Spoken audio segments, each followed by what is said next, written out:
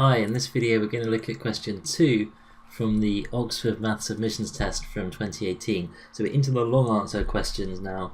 These videos are going to be a lot longer than the short answer solutions, and it's really important that when you do these questions you get the answers right, but also that you show you're working clearly, and there are definitely marks here for presenting your answers in a way that is convincing. So we'll get on with the question, and hopefully you'll get a sense of what I mean as we go through. So the first one here, let S and T denote transformations of the XY plane. So we're given these transformations, S, which just adds 1 to the X coordinate, and T, which does something a bit more complicated. It swaps the X and the Y coordinate and makes the Y one negative. And it says that compositions work in the usual way, just as if when we have function compositions. So TS means do S first and then T. And if I write t to the power of n, that means write, same as t, so apply t n times. And to begin with, they just want us to see that we've got a sense of how these work, and we can just do a little bit of algebra with them. So it says show that ts of x and y is not the same as st of x and y, so it doesn't matter which order we do these in. So if we just do the computation here, we've got the ts of x and y, that's t of s of x and y, and I'm going to really spell this out because we want to be convincing here. So that's t of, well, just going to substitute in now the definition of s, so it's t of x plus 1 y, and then to apply t to this one I need to swap the coordinates and then make the y coordinate negative, so I get minus y x plus 1, whereas if I were to do st of x and y, so I'll again write that out in full here, st, it's s of t of x and y, so that's s of minus y x, and now I just add 1 to the x coordinate, which is minus y now, to apply s, so I get 1 minus y x, and we can see they're not the same, so actually I'll just make a statement to that effect, just to make it clear that I've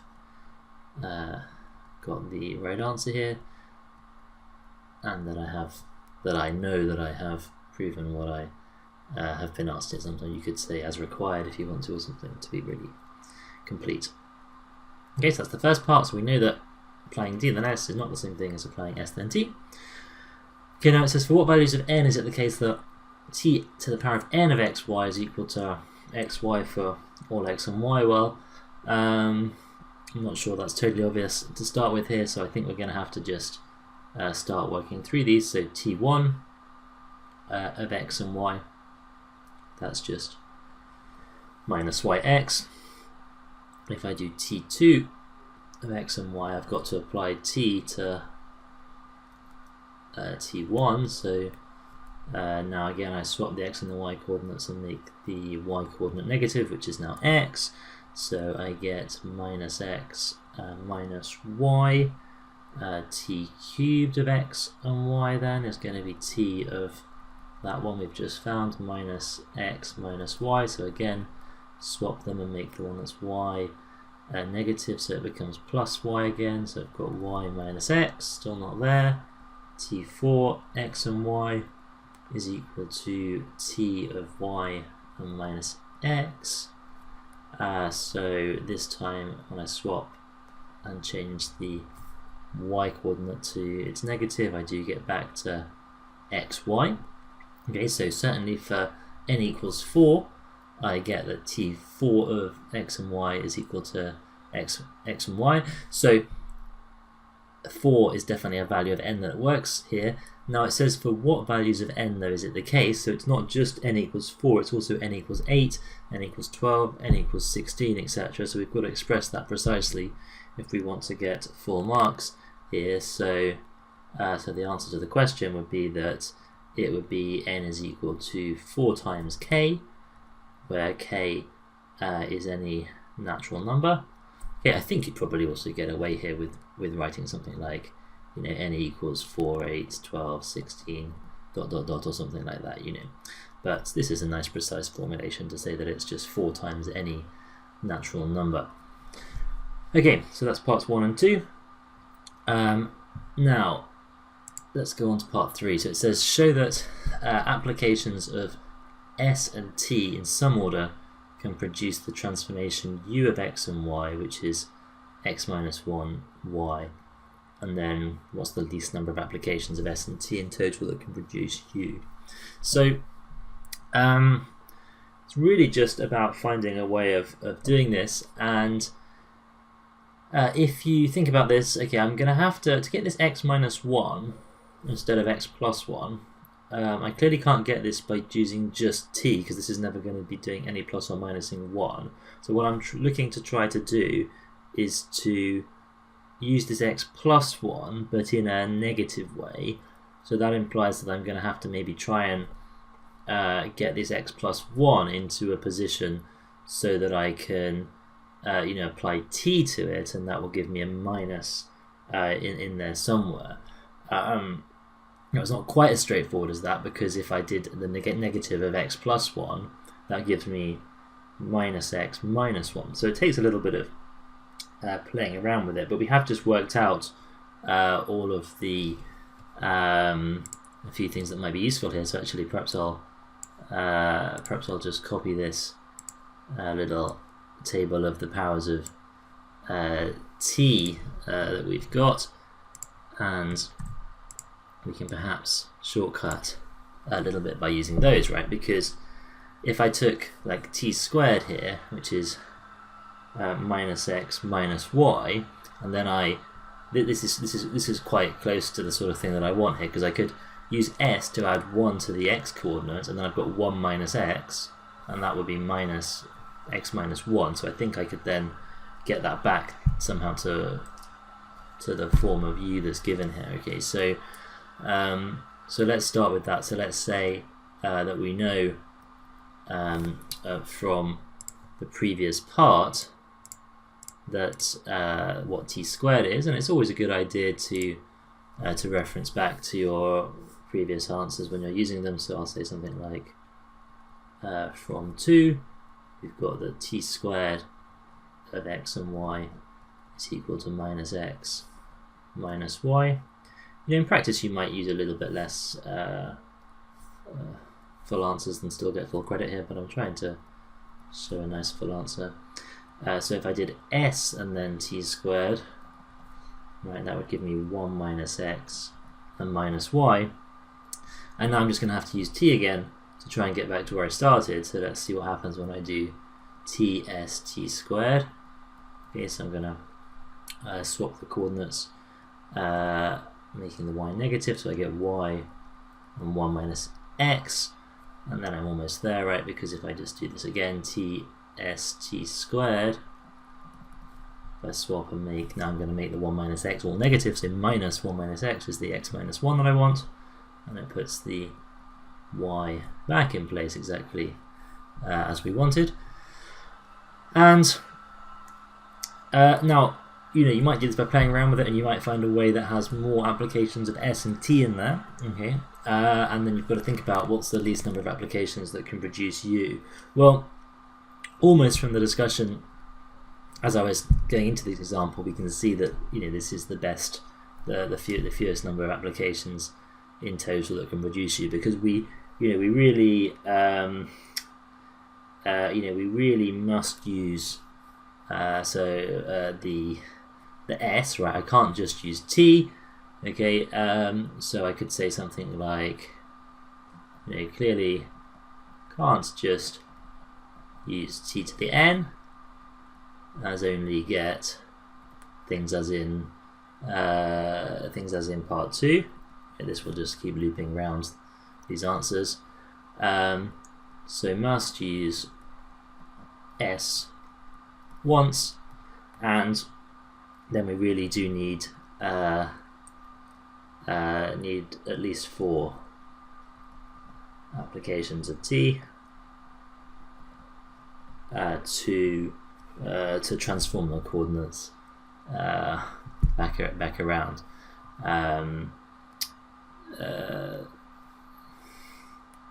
To complete the transformation. Okay, so we need to try and say this in a convincing way, but if you've got the right answer here and you say something that shows that you can see that you've done it in a really inefficient way and it's not possible to do more, you should get all the marks. Okay, so we should notice before we move on, we've now got something that a combination where we can just reduce one from the x coordinate. Okay, and we've also got something here, of course, where we can add one to the x coordinate, right? So and we can call this thing u. So in part 4, we've got to show that for any integers a and b, there's some sequence of applications of s and t that maps 0, 0 to ab, and as well as s and t, we can now also think that we've got u. Okay, and we know that u maps xy to x minus 1y. So if I were just getting from 0, 0 to a0, this is fairly straightforward, right? Because I can just apply either s a times, and that would add a to the x coordinate, or if I wanted to subtract, if a was negative, I would just have to apply u, well, minus a times if a is negative, to get to ab. So I just need something equivalent for the y coordinate, and it doesn't take too much playing around to find similar transformations, and I think that's how I thought about this question first, so that's how I'm going to go about this. I think you could also possibly do something where you just use your x coordinate transformations combined with some combinations of applying t to just use your x transformations as y transformations or something like that. But I'm just going to note something here that says, so I could say if we applied s then t, I'm going to drop the x, y in brackets all the time here just for a bit of quickness. So if I did s and then t, we would get minus y plus 1 x. Sorry, this is t then s obviously, so I do minus yx and then add 1 to that coordinate, and then if I did, if I then applied t, I'm going to apply t 3 times more here, so I get minus x minus y plus 1 t squared st is equal to then y minus 1 x, and hopefully you can see I've come up with these and why I'm doing this. So sorry, minus x here. So then when I apply t once more, I get to x y minus 1. And similarly, if I start with t cubed, as we found in question 2 to be y minus x, and then I applied s, that would give me y plus 1 minus x. You see, I'm just trying to get a y minus 1 and a y plus 1 into all of these, and then we apply t again, and then that's going to give me x y plus 1. Okay, so I've now got combinations of s and t that allow me to subtract 1 from the y coordinate and add 1 to the y coordinate. I've got s and u that allow me to add 1 and subtract 1 from the x coordinate, so I can really now get wherever I want to. Okay, so we just need to explain what we've done here then. So we can use t cubed st and tst squared to increase, let's put them in the right order here, to decrease or increase the y coordinate, and we can use u, which of course we found to be t squared st squared earlier, and just s to increase x. So if I want to be really precise about this, I should perhaps give a say exactly what transformation I'll do to map 0, 0 to AB. Okay, so to map 0, 0 to AB, let's do the x coordinate first. So if a is greater than 0, we just apply s to the s a times, or if a is negative, okay, we're going to apply u a times, so let's write that as t squared s t squared all to the power of a, and then if b is positive, okay, I would just apply this transformation here, t s t squared b times, or if b is negative, I should apply the other one, t cubed st. Actually, strictly speaking here, I should not say a times and b times here. It's going to be minus b times and minus a times, right? Because if they're negative numbers, I need to make them positive and say that's how many times I'm going to apply the transformation. Okay, and that's it. That'll work. Good. Okay. So I mean, there's one thing here, actually, kind of getting your head around why these questions work, and there's a second thing, which is really explaining this with some mathematical clarity, and that takes care and practice. Right. So part 5, we've got parabola C, and it's got equation y equals x squared plus 2x plus 2. I can never really resist thinking, just sort of, if I'm given a parabola here, I want to just complete the square and think about it, especially when it's reasonably simple like this. Okay, so it's just x plus 1 squared plus 1, so it's a parabola that's got its minimum point here at minus 1, 1. And now it says, what's the equation of the curve obtained by applying s to the curve and then by applying t to the curve? Okay, so if you think about what s does, okay, it's just going to take the x, all the points, all the x coordinates, and move it to the right by 1. Okay, so it's just going to shift right by 1, and actually my parabola drawing here has turned out not to be such a bad idea. Right? If I shift this whole curve by 1, it just ends up here, and that's clearly just y equals x squared plus 1, so relatively straightforward. Perhaps we should have a slightly more general method if we're going to also think about how to apply t here, so maybe I'll do this question again. And so another way of writing down this parabola would be to say that it's equal to it's x for the x coordinate, and then if I wrote the y coordinate in terms of x, right, it would be x squared plus 2x plus 2. So if I sort of apply s to all the points on this parabola, that means I get x plus 1, x squared plus 2x plus 2. So if I want to write this as a locus, as a graph, I need to write the y coordinate in terms of the x coordinate. Okay, and then I could, so I want to say something like it's x plus 1, and then it's, x plus 1 minus 1 squared plus 2, x plus 1 minus 1 plus 2, or something like that. Right, and now I can really say, you see, that the y coordinate is the x coordinate minus 1 squared plus 2 times x minus 1 plus 2. Right? You might want to say, maybe this is clearer if you make a substitution. So if I write something like u equals x plus 1, right, then it's just u